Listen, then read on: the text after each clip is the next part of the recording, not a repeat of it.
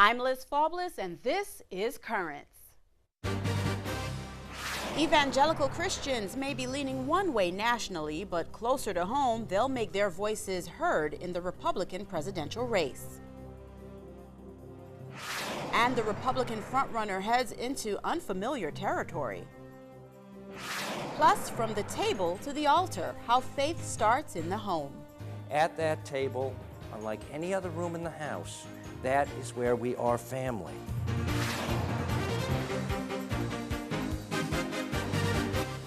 Good evening, and thank you for joining us. The Republican primaries are in full swing as GOP candidates continue to make their way across the nation on a very contentious campaign trail.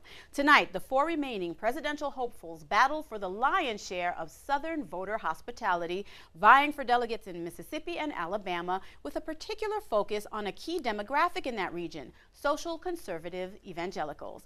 We've taken a look at the importance of that faith-based cross-section of voters in the West, Midwest, other Northeast states, and tonight the South. But how critical is that voting population here in the state of New York? We could get a sense of how the Empire State measures up next week.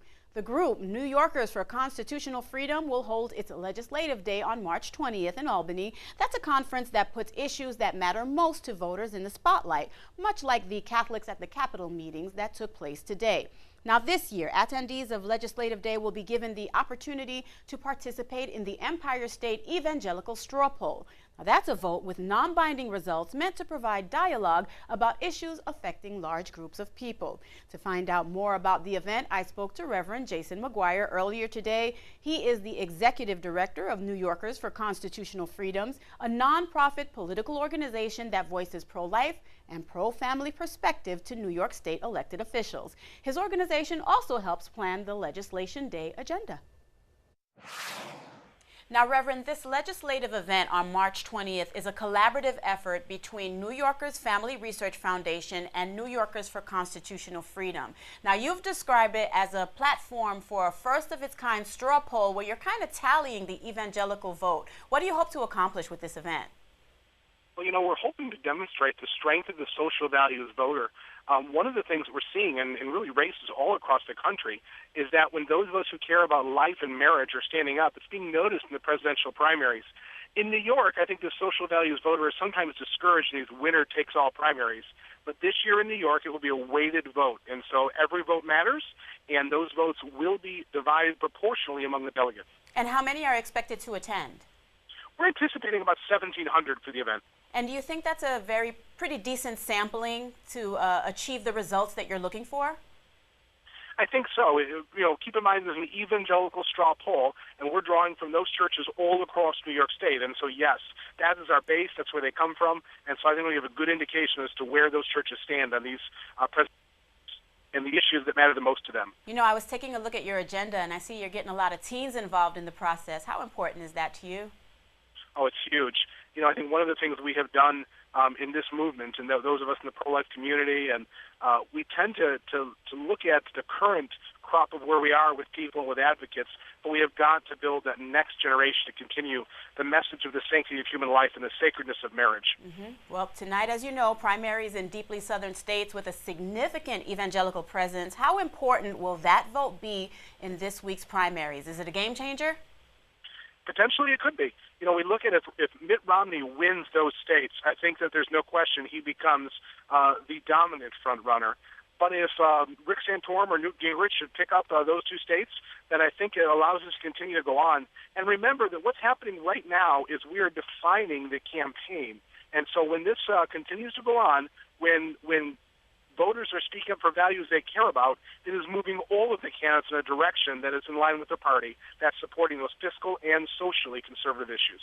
Reverend, I want to read you an excerpt from the Family Research Foundation website. It says that town clerks have been threatened with criminal charges simply because they cannot in clear conscience sign same-sex marriage licenses. It says many New York City churches are facing eviction from city-owned properties due to an abusive interpretation of the separation of church and state. Finally, radical abortion-related legislation threatens to remove conscience protections for pro-life doctors and nurses. Those are some very steep, hot-button issues, to be sure. What are your thoughts on how these issues have been addressed overall so far? Well, really, I think in each of those you'll see that religious freedoms is the issue. We're talking about all sorts of other things right now. We keep hearing contraception come up. It is not a women's issue. It's not a health issue. This is not about any of the other issues. We talk about town clerks and same-sex marriage. It is a religious freedoms issue. And if we don't have religious freedom, then we don't have liberty in America. It must be defended. And I also want to note, you point to a bigger picture about the event next week, giving New York greater relevance in the overall presidential primary process. Tell us a little bit about that reasoning. Well, I think it's important, again, here in New York, everybody is kind of saying that this is already decided. Well, I don't think that it is. I think it's important that the voters do not be disenfranchised and discouraged, but they stand up and they say, we care about these values. And so regardless of party affiliation, we think that principles should matter above that party. And this will give voters the opportunity to say, here is what I care about. This candidate is resonating with me.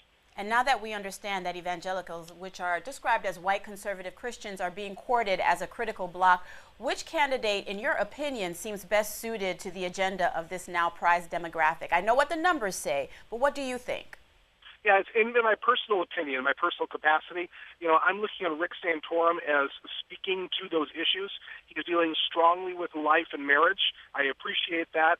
Newt Gingrich is speaking of the importance of God in government and just in society. That's encouraging. I'm not yet hearing that message from Mitt Romney, and that is something that I hope to hear, is that Governor Romney will come out much more strongly for the issues that I care deeply about. In certain reports, though, Mitt Romney is pretty confident, saying he doesn't need to win Alabama or Mississippi to stay in the nomination because late polling shows he has the evangelical and socially conservative voters in the state. So you disagree? Well, I'm going to say that I think when it comes down to it, there are a number of groups that would like to change the current administration. And I think if we get into a general election, that may be a different story. But for Governor Romney to ignore the social values and the importance of those voters, that would be a grave mistake. All right, Reverend. Well, one thing everyone agrees on, every vote counts. Reverend McGuire, thank you so much for joining us today. Thank you. We will have more on tonight's presidential primaries later in the show, but stay tuned. There's more currents ahead. The country's largest abortion provider is accused of fraud. We'll have that story and the rest of the day's headlines next.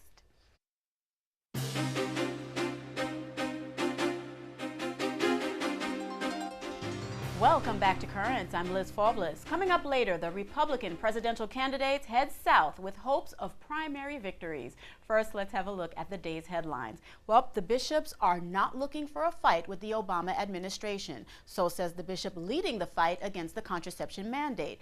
Bishop William Laurie tells Religion News Service that he agrees with Bishops' Conference President Timothy Dolan. Dolan has remarked that the dialogue between the bishops and the White House is not looking good. Laurie says the Obama administration is dealing with the church in a segmented way and that everyone needs to be a part of the discussion. Meanwhile, Washington's Archbishop says it is important to distinguish between being sincere and being right. According to National Catholic Register, Cardinal Donald Wuerl made the comment in response to a letter by the president of Georgetown. In it, Georgetown's president defended a student who testified in favor of the contraception mandate before a group of House Democrats. Now, the school's president says the student was respectful, sincere, and spoke with conviction. Speaking at a parish in Bethesda, Maryland, Cardinal Wuerl says even if she was sincere, that does not mean she was right. The student was the subject of headlines after she was described in an unflattering way by talk show host Rush Limbaugh. A CBS New York Times poll finds that a majority of Americans, 51%, believe all employers should be able to opt out of the contraception mandate if they object on moral grounds, not just those with religious affiliations. Now that compares with 40% of respondents who said all employers should be required to cover contraception. The split was even wider for religious employers, 57% of Americans saying they should be allowed to opt out and 36% saying they should be required to cover contraception. Well, the former chief financial officer of the Philadelphia Archdiocese is under arrest and charged with embezzlement. Police say Anita Gazzardi stole more than $900,000 from the church before being fired last July. Prosecutors say Gazzardi used the church's checks to pay her personal credit card bills from 2005 through last year. She had been employed by the Philadelphia Archdiocese since 1989 and was named CFO just weeks before she was fired.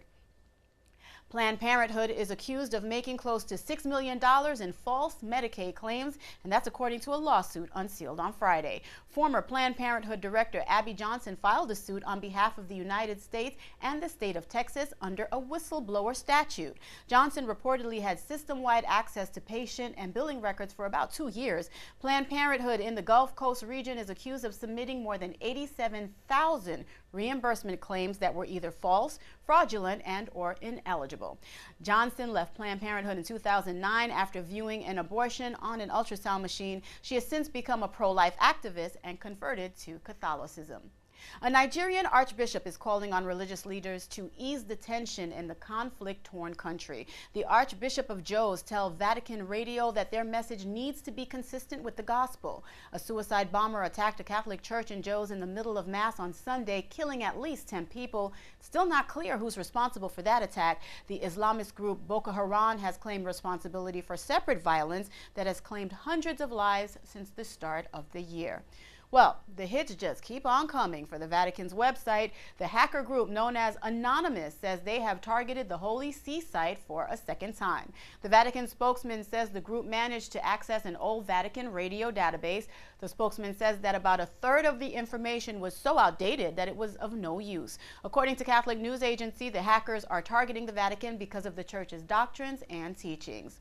Well, the Cuban government is taking to the web ahead of Pope Benedict's visit to the country later this month. Rome Reports has more on that. The Pope's visit to Cuba is making history even before it starts. Cuba's government has posted an official website on Benedict XVI's trip. It includes all type of information on his 3-day visit, including all the prep work in La Habana's Revolution Plaza, where Mass will be celebrated by the Pope. There's also advice for pilgrims, a detailed calendar, and a series of questions and answers about religion in Cuba. The website also has biographical information on Cuban priest Felix Varela and even a video that explains how the Vatican became a state. Through the website, users can also connect to Twitter, Facebook, and Flickr, where one can keep up to date with the Pope's visit. And users can also download videos on John Paul II's historic visit to Cuba back in 1998. And NET will have extensive coverage of the Pope's trip to Cuba and Mexico beginning next week. The top Irish bishop met yesterday with sex abuse victims. At a meeting that also included members of religious orders, Cardinal Sean Brady apologized to the survivors for the abuse that they endured. A group representing survivors say the meeting was very positive. The church in Ireland has been under a microscope since the release of a 2009 report detailing widespread abuse at Catholic institutions in Ireland going back decades. An official in the Russian Orthodox Church is urging lawmakers in his country to adopt legislation to outlaw what he calls the promotion of homosexuality among minors. The head of the church's youth council says the law should be passed without delay. Homosexual activists say that the law could be used to ban any public demonstrations by members of their communities.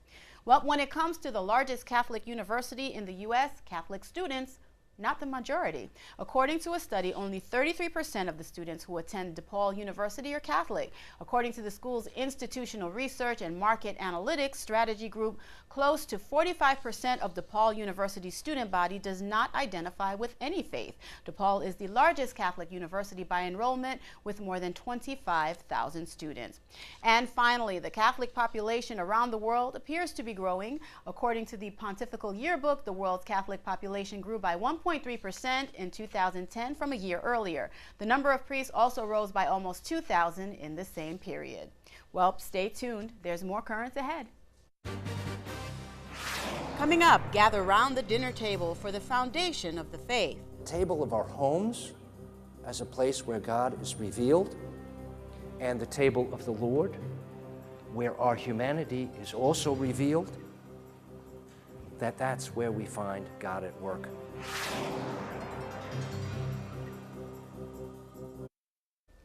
Welcome back. Well, there's a saying, home is where the heart is. You could also say home is where the faith is. Just as the focus at Mass is on the Eucharist and the altar, the focus at home should be the family at the dinner table. That was the point of a recent talk at St. Thomas More Church in Manhattan, another talk in that church's More Hot Topics series. At that table, unlike any other room in the house, that is where we are family. Even when only a few of us are there, we are all there. But around that table, even when we fight, and we do, we are made whole. Because around that table, we become the family again. We've been exploring a number of ways and means whereby families could be better families, that parents could be better parents. And today we have Jesuit priest, Father Van Dyke, who will be talking about the correlation between the dining room table and the altar. We have lost a sense of gathering around the table, and that's a real loss. The idea of gathering as family, even if it's a family that you wouldn't normally call a family, a group of friends, whatever it may be, that people actually take the time to gather. Maybe it's by our grab-and-go culture in which we all partake, that our wall of separation isn't that we don't talk about it, but that we never find time to talk about it, that we never indulge each other the time to talk about it, that we never sit and really share anything at the table. And by the same token, perhaps we build a wall of separation between our church and our life.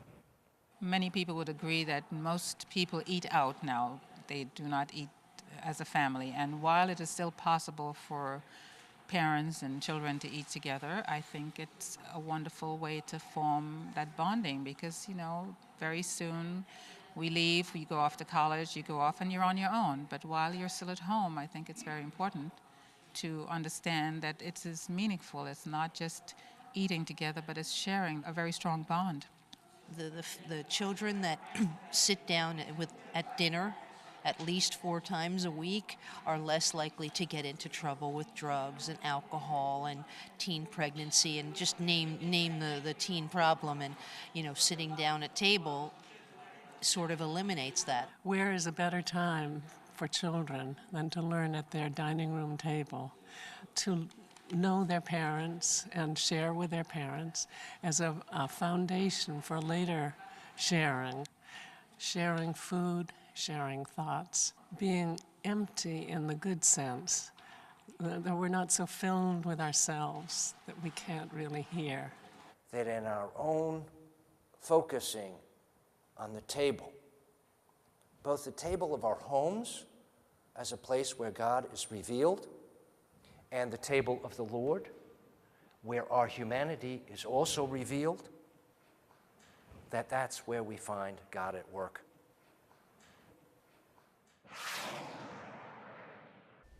And stay tuned, there's more currents ahead. When we return, the Republican candidates head south for the latest primary battles.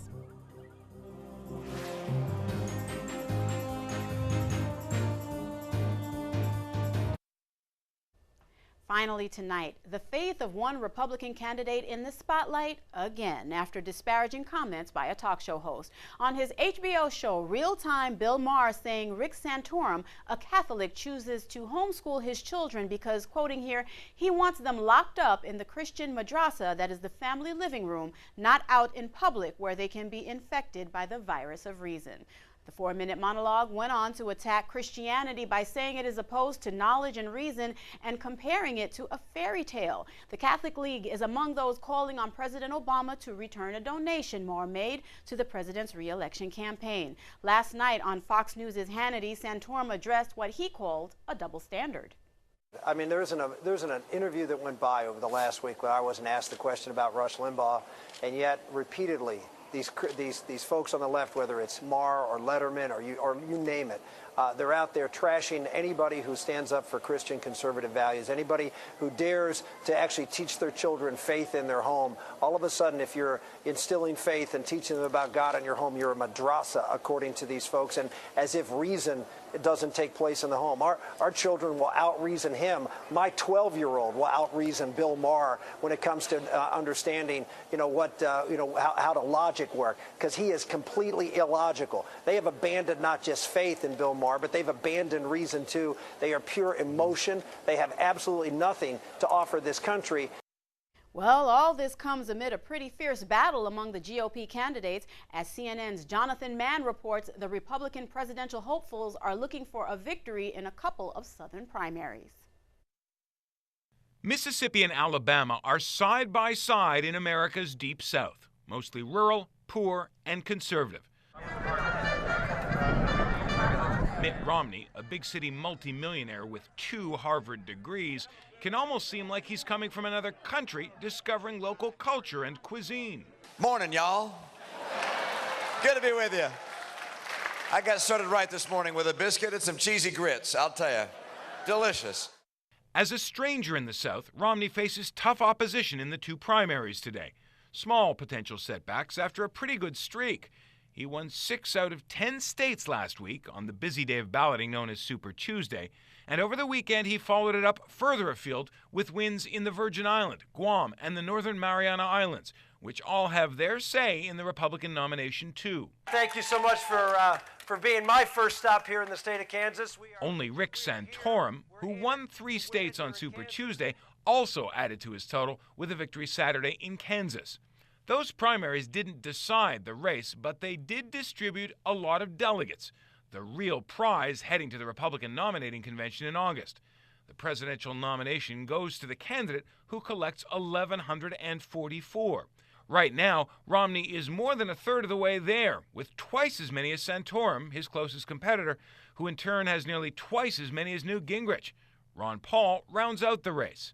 But this week could be a good one for Gingrich. The only Southerner in the contest, he's already won his home state of Georgia and neighboring South Carolina as well. Santorum and Gingrich both call themselves the conservative alternative to Romney, who's widely viewed as a moderate, and they're competing for the conservative vote. I think what we're going to really find out over the next couple of weeks is how much is Santorum and Gingrich hurting each other. I think at the early polling we've seen from other of these states, they're almost split right down the middle, which gives Mitt Romney an opportunity to win one of these states. There are also contests in Hawaii and American Samoa, but those races pale by comparison with getting a sense of the candidates in the South. The Republicans expect to do very well in the South in November's presidential election, especially if they pick the right candidate. And that is all for this edition of Currents. Coming up tomorrow, a roundup of all that happened at the Catholics at the Capitol Public Policy Day. Until then, be sure to visit us online at currentsny.net. We are also on Facebook and Twitter. For all of us here at Currents, I'm Liz Faublas. Thank you for watching and have a good night.